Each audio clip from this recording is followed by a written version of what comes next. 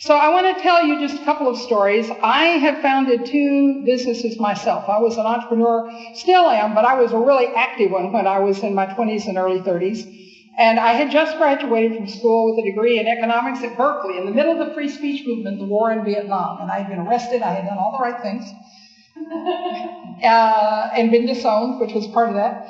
The process of being in those businesses kept having me ask questions about why is it that when I did one thing, like measure a lot, which I'd been taught to do, working on a business degree, I stopped caring about the people I was taking care of, and I started only caring about the numbers I was counting. Anybody else have that problem? We get very distracted very easily by the numbers we're supposed to track. So I think I made it my life's work in some ways to change how it was we built a business so that it worked toward wholeness, not pieces, and was able to be measured and assessed that way.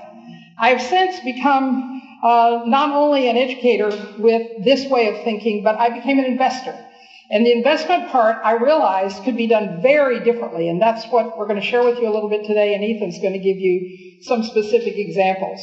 The way I think about this is moving from caring to counting, not just me, but everyone who works for the organization. So I'm going to give you a few stories about things like seventh generation. Do you know seventh generation? Right, so I worked in seventh generation for 3 to 8 years, and as Jeffrey said, they would have never had the platform they had if he hadn't taken on this way of thinking. I've also done things with DuPont, TiO2, heavy chemicals, and redesigning how it is you can have them be a regenerative process. So I like the idea of counting to caring because I think that you can get more of what you were trying to count when people actually care. What an idea. Here are the things that I am ultimately measuring. I'm going to take us back down a few steps from this, but for me, I want every business, and I am a business person, I'm a capitalist at heart, but I believe that capitalism does not have to be an extractive process. I believe it can be a generative and regenerative process. I'm working on improving democracy. I believe that the way businesses are run undermine the ability to have a critical thinking organization. And you tell people what to do all the time, they don't think well when you say, what do you think? Or what would you do? Or how would you build something? So I redesign businesses so they actually improve democracy as they work. They also improve society in terms of equity, equality, and particularly social justice. Because again, the way we run the business, the way we structure people, the way we create work, actually undermines society and undermines the justice and the way we think about that. I don't have tons of time to give you all those details today, but I've written a few books about it and I'm still on it. I've got a new one that'll be out this spring. So here is the premise on which I'm basing this. To avoid externalization, you know what that means, externalizing cost, externalizing effects, and to get valid measures of wholeness, we have to change where we make the assessment and how. I'll show you a picture to make sense of that in a minute, but that we literally are measuring in the wrong place and measuring in the wrong way. And as a result, we tend to use fragmented things to measure. So we measure how much water we use, how many people attend and volunteer. Where's our volunteer person, right? We count things that are not actually whole in what they tell us. So I have created and worked with something called a value-adding process, which works with people learning to see something to earth. It's not the same thing as cradles, because cradle I'm not real happy with because only humans have cradles. So there's it's kind of a strange choice of words. But earth to earth is a being. And so having an idea of earth to earth is what I build in organizations. I help people think about supply systems, which are used to make product services for a user, and that if it's all handled well, we can reinvest all of that on the other side. Now let me show you what I mean by measuring in the wrong place. This is the point we usually measure. So right here between the people who make it and the user. So if you've been in any business, you notice that you have all outputs on the side of the business that it's done. Were things on time? Did they meet quality? Did they have the right volume? Do we get the right kind of return? Do we have the right kind of revenue? Do we have the right kind of sales? The kinds of things that people measure are usually right here. Now, those of us who are good-hearted backed up and did some other measuring where we said, let's measure what we're getting in supply. What's the quality of sustainability of products that we buy? But again, those are all measured on pieces that move into, we measure them on the input side of the maker. So my friend Aaron, who works at Interface, we've talked about this a couple of times, where when they go and look at their measures, most of what they're measuring in terms of sustainability improvement is measured as it comes into the company on the input side. And so we measure also here what comes into the supply chain from the input side. So let me give you the next piece of this, and you'll understand more what I mean. So these are the two places that I'm going to give you some examples of measures. The primary one is starting to measure on the outcome side of the people we are providing to, the user. So I'll give you a little story. DuPont Corporation, I worked with their fibers group for many years in Canada. Initially when I got there, they were literally measuring how much string, how much waste, this became a string. And I said, what would happen if we this mostly went into airbags. You've heard about the problem that happened with airbags sometimes back, right? Where if you were a small woman or a child, you could die in the face of an airbag. Well, I said, how about if we measure downstream? How about if we bring together the automobile makers, the major five, and we figure out how we measure the health, vitality, and life of the people who get in the car, and measure what happens with the maker of the airbag, because DuPont didn't make the airbag. They had never gone downstream. They measured downstream whether people were happy with them. They did market research and had people fill out things, but it didn't tell them really very much about how it was that they were being whole for the people who sat in front of an airbag or an automobile maker. One of the things we found in that process was that the reason the airbags were breaking or exploding or causing harm was there were in the dashboard where the airbag is housed 267 suppliers controlling that airbag. You already got the picture, right? 267. So DuPont, as a way of measuring wholeness, said, what we're going to do over here at this point is we're going to take responsibility for the entire dashboard. All of it. Their lawyers had a fit, as you can imagine. But they said that's the only way we can work on it. We have to bring everyone together. They backed it up then into the manufacturing process and discovered that the tensile strength of the web, which was used for it, could determine how, if it broke, it was likely already going to break downstream. So we start to measure over here, and you get radically different changes. Now, slowly we layered in how it was the quality of the chemicals that were in it and what it was we had to do to make those more whole.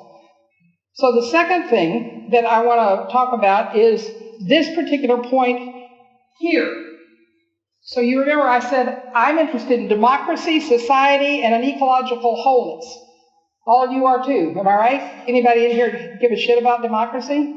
It's hard to care right now, right? It's hard sometimes. And it's hard because we see society being torn to shreds with inequality and getting worse and worse. To me, I discovered, and you can ignore everything after you leave here if you want. I'm just going to tell you what I believe and what my experience is, that there are some things that have to be inputs, but they're not what you measure. And here's the first one. If I want democracy to work, and I actually want my business to work, I have to have everyone having internal locus of control. Thank you. You know that term, internal locus of control? Some of you might have studied it if you ever took an introductory psychology degree. It means I take accountability, I take responsibility. Whether something works or doesn't work, I stand up and say, all right, if it didn't work, I'm going to work on figuring out what to do next or where to go from there. If it did work, I'm going to stand here and say I'm growing and learning. There's some interesting research that shows if people and when people have internal locus of control, they are much happier because now they have no victim. They're not a victim. They have no one to blame. They don't throw it off somewhere. It also turns out you don't have a good democracy with that, right? Otherwise, what you've got are all these other things. But every business we build undermines internal locus of control by bajillions of layers of people on top. It's like you were talking about with the funding in Mexico, right? You get layers and layers and layers. Who knows who's responsible? It's very hard for me to have internal locus of control. So building systems that have this is a really important measure. When I'm interviewing to invest in someone, and I run competitions for people to invest in starting next year for growth stage entrepreneurs, and the one thing I ask them is, how do all of your work systems foster internal locus of control and external considering? So now the other thing we do when we measure back upstream too far is we don't get people caring about what's downstream. So I very much want people building the capacity for internal locus of control and thinking about how a system becomes healthy. And I'll share a little more if I have time on some of how we do that. As a result of that, so just image in yourself this sense of having internal locus of control. All right, I stand in my own responsibility, and I care about the biggest systems I can think about. I care about society, I care about democracy, I care about... When you put those together and you really care as opposed to breaking that link, now you have personal agency. Right now, who wants to run for political office? Anybody? You. Yeah, I did. Right, you did? Yes. Good for you. So you have personal agency. You said, all right, you're not anymore, I guess. You said did. Obviously I did not win. Yeah, right. But even running is a sign of personal agency. That gives me a perfect example of what I mean. I feel like I'm going to take responsibility for this. I'm not going to blame anybody else. And I'm going to be considering of more, the whole, hopefully not just a party divided with them and us, but some whole. You can design businesses that actually undermine democracy's ability to do that. The next one is, how do you build it so humans see themselves nested in an ecosystem? I ask people this. I want to plan if I'm going to invest in them. Do they see that, or do they have words like the environment? You ever thought about what the term environment means? My environment. It's a very anthropocentric view of the world. So I want to make sure that they're moving beyond that and that they're learning to image the working of wholes. By the way, if anyone wants these slides, send me an email at carol@carolsanford.com. It's all about me, right? carol@carolsanford.com, right? And I'd be happy to send them to you. So here's what I really do when I talk about education consulting. I build critical thinking skills and personal mastery so those 5 big things can happen, plus all the other stuff we want downstream. I'm going to, if you'll forgive me, skip this because I can see time is flying and I want to make sure Ethan has his time, and talk to you about the way that I really change how we measure. Because measuring usually of parts and pieces is really hard to actually know whether you have any accuracy. So we measure how much we reduced harm in water.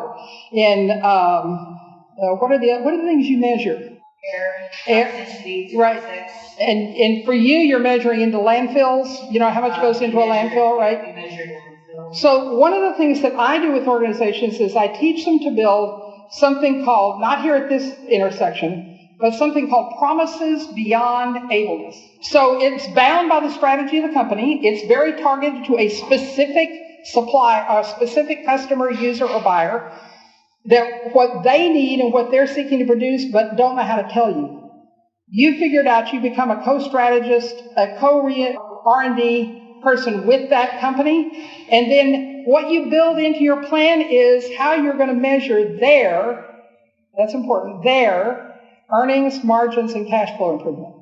Not yours, but their earnings, margin, and cash flow improvement. So over here, you're going to look at how it is, and by the way, those are not only financial terms. Cash flow really means energy, lifeblood coming in. And a mountain has that. It needs cash flow. It needs things working. So we take those terms and we make them work for all stakeholders. But the promises beyond ableness, I'll give you one quick example. Isaac Basheil, I worked in South Africa for 3 years while Mandela was transitioning out of prison and into president. Oh, prison into president, I never thought about that. And I worked with Colgate-Palmolive with 3,000 people, affecting almost 6,000 because of suppliers. And each of those people, including the general manager of Africa, Stelios Sessos, made a promise beyond ableness to one specific stakeholder group. Stelios made a commitment to beat the Constitution of within 5 years having the racial mix of the population match the management of the company. So when this started, this is in the Constitution, when this started, they had 97% white managers. You know what the population looks like. 97% black persons who lived there. So that meant within 5 years you had to move to 97% black leaders in the top of Colgate-Palmolive. So Stelios's promise was, I want to do that in 6 months to prove that that can be done. And they did. And there's long stories about what happened with all those people. No one was laid off. One person left, but it was magical. And Mandela gave us the Constitution Award for demonstrating that there were no excuses for not meeting the new Constitution. So he had a promise beyond ableness. Isaac Basheil, who worked at Detergent Tower, said, I want oral health in Soweto and Alexandria to soar through the roof close to 100%. Right then they had children losing teeth by the time they were 5. And I wrote that story in quite a bit of depth in The Responsible Business, but the outcome was, working with Dennis and a team of folks, they figured out how to reverse that, and by the 3-year deadline, which he had hit, they were up to 79% healthy teeth children, plus they put all sorts of women into business, selling products, educating people on oral health. So it's possible to make huge promises, huge, with one business, with one person. That's the really important idea. So here is the last piece that I want to give you. The thing I've discovered in my 40 years is how much you can really change the course of history. I don't like the term change the world, although you'll find it in all sorts of things I used to write. I can't erase it all. The reason is that it's very arrogant to think I change the world. And besides that, you don't do it overnight. If you can just turn the crank so that you change something big enough that you know it'll change the course of history, then you really are making a promise beyond ableness. And these are the 4 arenas that I believe you can find measurements in. And the most recent book I have on the responsible entrepreneur gives you 13 stories, including Steve Jobs, Larry Page, and I do work at Google, so I have access to some of those stories which are in the book. Here are the 4 systems that I believe are critical to you to be able to work on changing the course of history. When I'm interviewing someone for an investment, or I'm just listening, often I'm just listening and picking between people. I pick who I work with, right? Because I can tell where they're going to go. I've had the pleasure of working with Stacy for 3 years now? 4 years? And I could hear the first time I heard her talk that she was working on changing an industry. Overtly, she said this.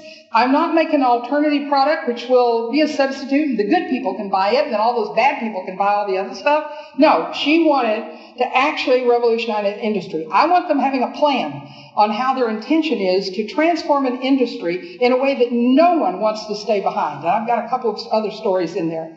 Transforming social systems. So you look at a system and you say, how is my work going to move in and transform a system as a whole?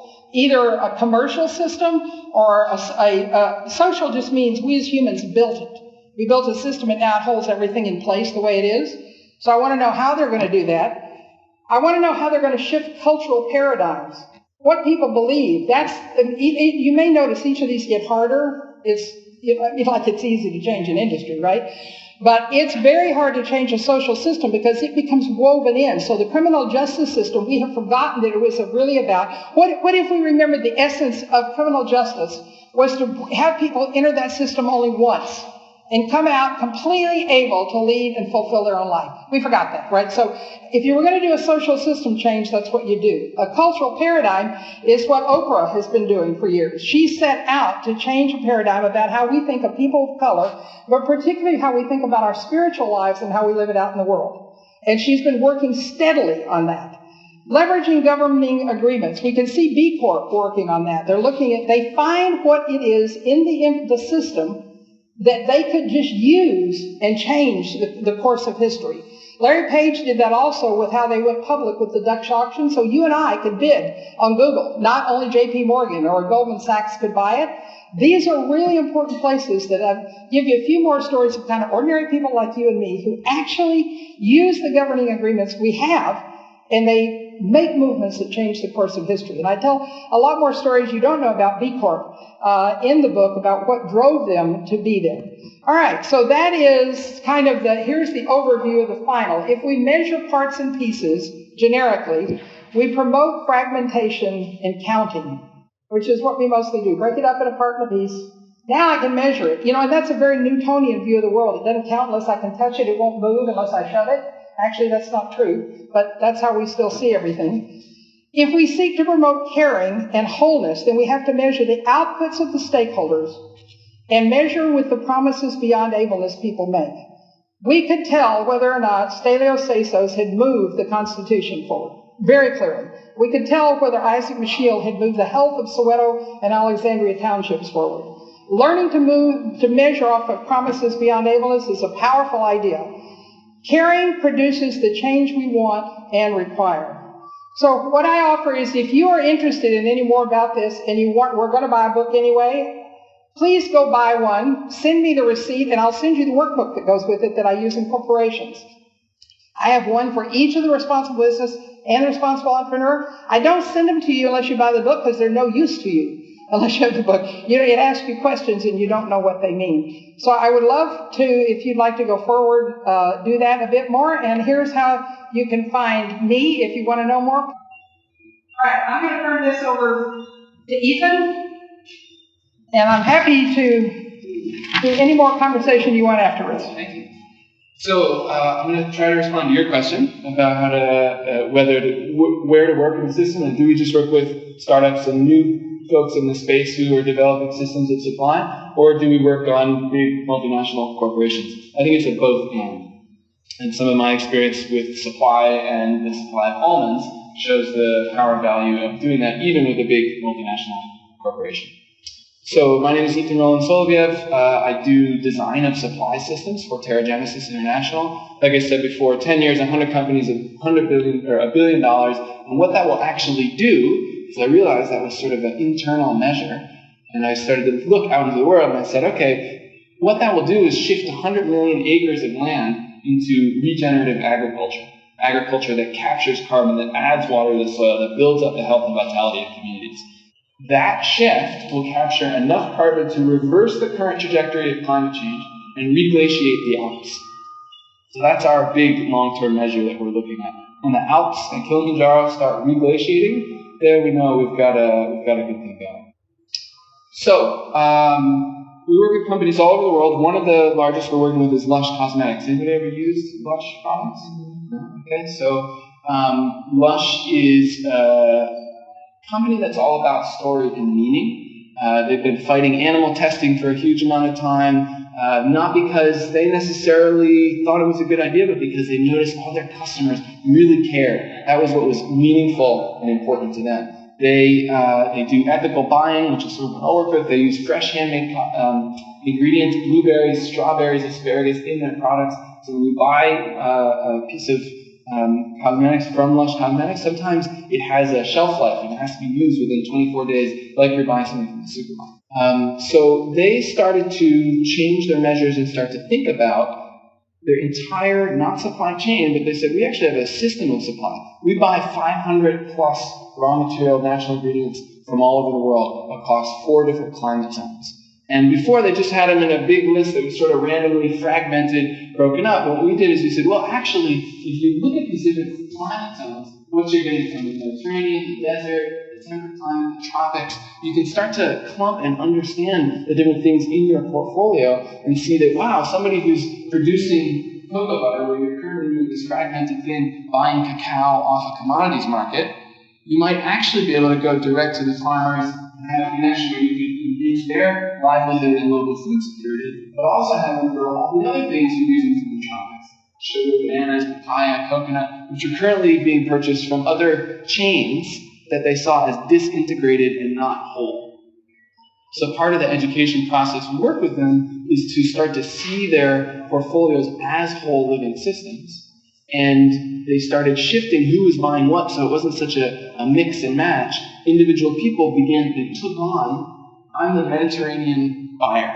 I'm the person responsible for understanding the whole ecosystem of the Mediterranean and purchasing the ingredients that come from that system of supply. Okay, so you'll be able to get a little sense of this then. A year ago, what would you have measured yourself in almonds, in your eating of almonds? If you wanted to measure your satisfaction or enjoyment of almonds, what would you have measured? Organic. You would have said, okay, is it organic? What else? Fresh? Yeah. Anybody care about the taste? The health of it? So almonds, especially in California grows 82% of the world's almonds, and they have a brilliant program in place where 2 cents from every pound of almonds sold goes to the Almond Board, which has done an incredible job of marketing out into the world to educate the users who are purchasing nut snacks about the input effects of measuring the health of almonds. So is it organic? Is it healthy for me? Is it healthier than a peanut? Last year, almonds eclipsed peanuts as the #1 snack choice for all of North America. It's the first time that had ever happened. And it was because the almond board was working here thinking about what the users measure in terms of health. However, today, what would you measure? What might you think about when you're thinking about purchasing almonds? Honeybees, water. All of a sudden you're connected, you as users, as consumers, as eaters of almonds, are connected to something that's beyond just almonds. You're actually thinking back out to Earth. You're thinking, wow, the honeybees are all dying because they get shipped to these monoculture orchards just an hour or two from here that are totally industrial, monoculture, chemical, spray, 4 feet of water they put on here every year to grow that. And so you as a customer are already thinking and measuring something that's important to you about what you're consuming that's bigger than you. You're seeing the whole system. And so the almond producers, a lot of them are not necessarily doing that measurement. They're still, as the makers, the producers, measuring their outputs. They're measuring their yield per acre. How many pounds of almonds can you get out of an acre? 4,000 pounds if you pump it full of water and pesticides and chemicals. However, they're running into this challenge because they've only been measuring here at yields. They haven't been thinking about the system that supplies them to pesticides the water. They haven't been thinking about the effects of that on Earth. So they're running into a bit of a problem because there's no more water. One report says a year of water in surface reservoirs. So if you can't catch it from the rain because it hasn't been raining, what do? Drill deep into the ground, 30,000 feet down some of the wells go now. That means it's 30,000-year-old water they're pumping up. And because they're taking out the freshwater lens, the ground is actually sinking. It's subsiding. If these orchards, which are totally artificial, not found in nature, planted on hybrid peach rootstocks, if they don't get water for a year, they die. The whole productive capacity, you can see them. If you go out in the Central Valley right now, you'll see places where they haven't had the money for the water, and the water hasn't been available, and the orchards die. So this is a very unsustainable, degenerative system at this point. Right? It has significant effects on Earth. And it's leading to all of this conflict. Right? This is from the almond board meeting last December. There's this huge angst and fight between the almond farmers and everyone who lives in the cities and the environmentalists. And there's this huge conflict going on coming from they're still wanting to push that output measure of what's our yield per acre and how much money do we make per acre. And there's fighting over jobs, and yet almonds keep growing and growing and growing in demand. And they keep planting more. This is just outside of Sacramento. They're plowing up land that should never be planted to almonds and planting more and more and more almonds. So we asked the question. Almonds are one ingredient of the 500 in Lush Cosmetics supply system. They asked us to look at almonds and a few others to start and say, what if we could flip this around? What if we started measuring differently and paying attention to measuring what is actually meaningful to our customers, to our people who are using our products, to people who are using almonds, and think further out towards how is what we're doing affecting and shifting the Earth? So we asked, what if it could be done differently? And it turns out, after about 3.5 months of research going all around the Central Valley, we have found a way to grow almonds that is ecologically regenerative, that creates more water than it takes away from the system. You have to do it in the right places. This is an image of the Capay Valley. You've been to Capay? It's a little tucked away northwest of Sacramento. And it turns out that on these hills, right along the edges, you can still see some old almond orchards. And they've been abandoned, and nobody's pruning them, nobody's spraying them, nobody's fertilizing them, nobody's really doing anything in them. But then if you go and look at them, it's very interesting what you see in these almond trees. If we mimic the patterns of nature in the design and layout of almond orchards, this is not an almond orchard, this is a vineyard, but it illustrates some of what we're talking about. If we, instead of going straight angular rows and blocks and grids, if we work with the pattern and the harmony of the landscape, work with the pattern of contour in the land, we can actually passively harvest water that's flowing across the land. You can catch and store water in little pockets across the land that will slowly sink water into the ground, rehydrate the water table, and then you can irrigate out of them when you need to, but it's not pumped from up out of the ground. It's just caught out of the land, and it's working with the structures. This road that goes through is a road, but it also catches water and pours it off into the pond, so you can then use it later for irrigation. And so here's an example of using this sort of regenerative agriculture system in Australia. What do you notice about this image? Brown. It's brown, right? You see the brown in the hills. This is dry. This is drought conditions. Could this be California? This could easily be a scene in California. It's not. It's Australia. That could be California. What else do you notice? Green. It's green where? Green high. Right downhill from the water. Right? This is a pond that was designed specifically to catch and store water in the landscape, and then they have the opportunity to use it for irrigation. So if you're working intelligently with the land, you can start to regenerate the supply.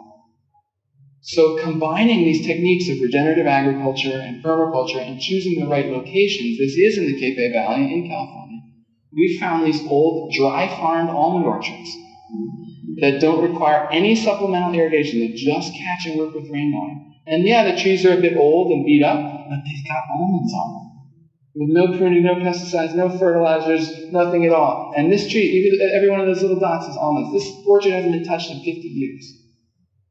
And so looking at that, Lush thought, wow, there's a chance that we could actually get our supply of almonds from a place that you don't have to put any inputs in. And furthermore, if you use regenerative agriculture, you can increase the water supply. You can make the streams run for longer. But even that was a little bit narrow. So we're working on systems of supply rather than just straight chains of supply. So they thought, well, could we grow any of those other crops that we need for our Lush products in the same orchard? And so rather than a monoculture, we've designed up a polyculture orchard where we've got almonds, but they're interspacing olives and pomegranates and figs. And underneath, growing in the rows underneath all of that, there's lavender and there's thyme and there's rosemary. And when you're doing all this, the calculations are there will actually be cost savings in their system of supply, because rather than having to go to multiple different vendors to get all these different things from all over the place, they can develop a single farm or a single series of farms in the right place and get all of their supply through a direct trade relationship. In order to do that, it doesn't happen right away, it doesn't happen overnight, but they've calculated out that financially it makes sense for them to actually invest into that future of supply. Rather than just investing in one place, they're investing in a supply system. They're working with dry farm almond orchard folks who are storing the existing ones, planting new ones, and carrying out all of this research at the same time. How do you do water harvesting? What's the best multi-species layout? How do you restore the soil at the same time? And we need to develop the farmers who can manage these systems, because it's different than running tractors and spray down the straight rows of almond orchards. But at the same time, we're not saying, forget all that, we're creating a totally alternative system. All the almond farmers and everyone who works for them in the entire valley needs to be able to grow almonds and have a livelihood out of it. So we're also working with one of the largest processor packers, who are part of the system, to do just a beginning initiative that's a transition to organic. It's a step in the right direction for everyone who's doing conventional. And we're doing research trials with the University of California Extension Agency, who are responsible for the 900,000 acres of almonds in California, to research these practices and start inviting people to slowly move in a direction of regeneration. Meanwhile, planting out these farms so we can really show down the road, here's how you can do it, here's how it can work. And so they Lush shifted their measure. They shifted what they were measuring from just how much does this cost coming in our door and do we have the right quality, to what about the water, and what about the ecosystems, and what about the communities in the places where our system of supply is?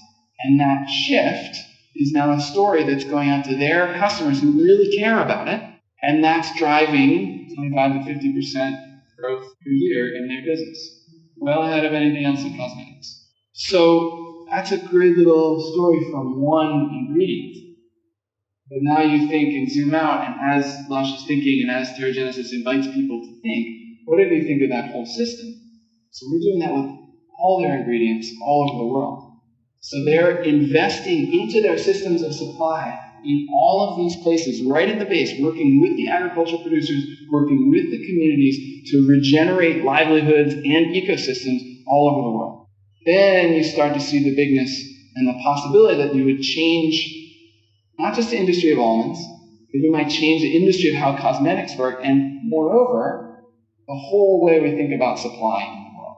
So that's Terragenesis. It's a little tiny example of what we do, and we're looking for partners. We're looking for companies and organizations that have complex webs of supply and would like to have a better story, potentially have better profit margins through direct trade relationships, greater resilience because of the connections that are there. And really, we're looking for partners who are interested in reversing climate change and reclaiming the Alps. So I'd love to talk with any of you or anyone you know about the value that can be offered into the supply systems. Thank you very much.